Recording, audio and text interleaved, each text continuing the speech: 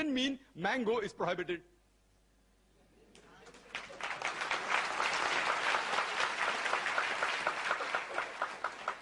This statement is sufficient to end the dialogue for me, but I have to reply.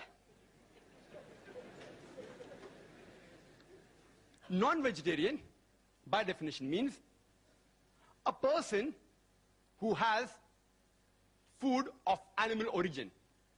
It does not mean a person who does not have vegetarian food. It does not mean a person who does not have vegetables and fruits. Let it be very clear to all of you.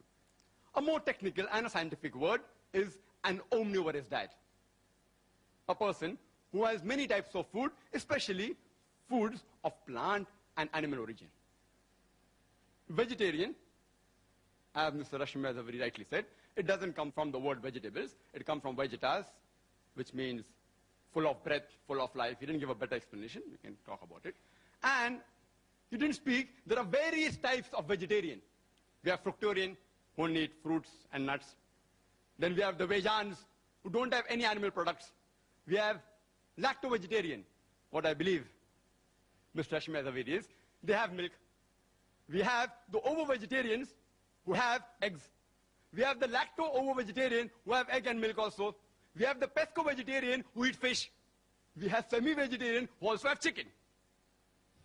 This classification is done by the Vegetarian Society, not by me.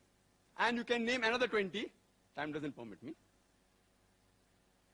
I would like to state a quotation by Dr. William T. Jarvis. Dr. William T. Jarvis, he is the advisor to the American Council of Science and Health, ACSH. And he's also the professor of public health and preventive medicine in the Loma Linda University. And he's also the founder and the president of the National Council Against Health Frauds. And he's the co-editor of the book, The Health Robbers, a closer look at quackery in America. Most of the quotations are from America. And according to him, he classifies vegetarian based on the behavior standpoint into two categories: pragmatic vegetarian and ideological vegetarian. A pragmatic vegetarian chooses his diets on objective health reasons. He is more reasonable in his approach rather than emotional. The ideological vegetarian, on the other hand, he chooses his diet based on a principle, which is based on an ideology. He is more emotional rather than reasonable. And Dr. William T. Jarvis says, one can spot an ideological vegetarian by his exaggerations of the benefits of vegetarianism. And you could see that in the talk which preceded my talk. Exaggeration of benefits of vegetarianism and the lack of skepticism and the overlooking of the fact that extreme vegetarianism can lead to potential health risks. He says that the ideological vegetarian, he pretends to be like a scientist, but he's more like a lawyer than like a scientist. And you could see that in the talk by the learned speaker. More like a lawyer than like a scientist. They gather data and information selectively against the information which is against the ideology. This may be good for a debate like the one we are having, but not for engendering scientific understanding. Dr. William T. Jarvis says that ideological vegetarianism is filled with hypotheses. It is filled with extremism from which even scientists and doctors are not immune. And that you can see the quotation. Mr. Rashmi Bhai Zaveri has said several diseases. And it's possible for me to refute each and every, but if time permits. Talking about science, but the approach was not scientific. All can be prevented very well. Prevention is better than cure, is the base of the medicine, which time will not permit me to go into health reasons, etc. In the rebuttal, if time permits, I'll try and cover most of the other aspects. And health, I will try and cover in the rebuttal. Let's analyze the various reasons why a person chooses a food habit. It can be religious. It can be geographical location. It can be a personal choice, smell, taste, color, due to humane or ethical consideration, due to anatomical and physiological consideration, due to behavioral consideration. It can be due to ecological and economical consideration. It can be due to nutritional value or due to health and scientific reasons, health and medical reasons. Let's first analyze the religious reasons. Mr. Zaveri said that religion should not interfere with the human beings where it's concerned what we should eat and what we should not eat. That we should leave it up to the doctors. I agree with him that in most of the religions, that is the case. The religious authorities, the main foundation, that's Almighty God, if he's not a doctor, the God that you worship is not a doctor, then you should not follow him. He says leave it to the doctors. But in Islam, we believe Allah subhanahu wa ta'ala, Almighty God, is our creator.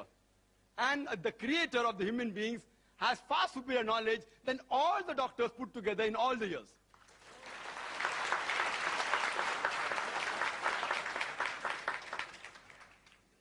And you can find the statements, as Mr. Rashmi Bhai Zaveri said, all from doctors. He's quoting from these books, which I think is available for sale outside, all these books. I will touch on some of these points, all out of which many are fictitious. Fictitious don't exist at all.